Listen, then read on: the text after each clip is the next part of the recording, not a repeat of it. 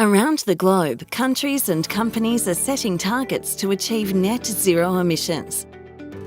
For companies that commit to net zero, this means that by the year 2050, they will implement measures to ensure that firstly, in any given year, their operations do not release more greenhouse gas emissions into the atmosphere than they will remove through emissions offsets and carbon storage.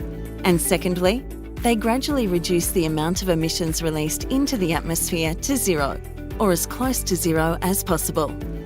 A step along the way to net zero is carbon neutrality.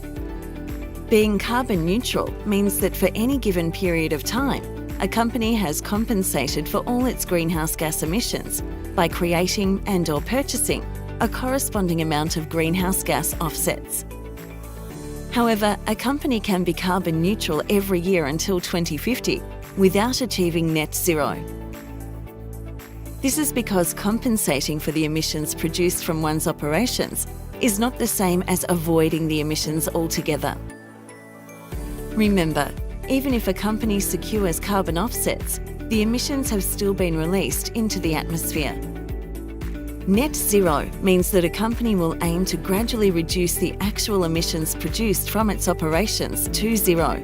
This gradual reduction in emissions should also lead to a reduction in the company's need for emissions offsets and/or storage over time.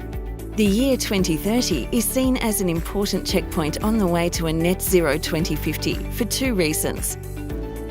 First, 2030 is the United Nations' own deadline for achieving the Global Sustainable Development Goals. These goals include objectives for ecological, social and economic well-being.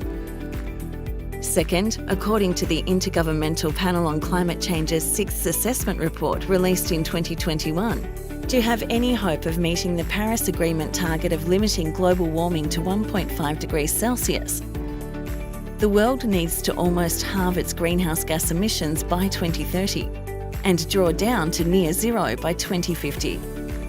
Globally, the consensus is clear.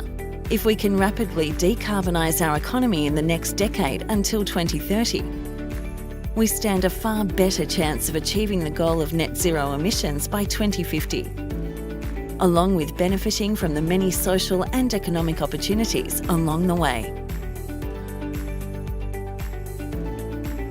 What are your plans to achieve net zero?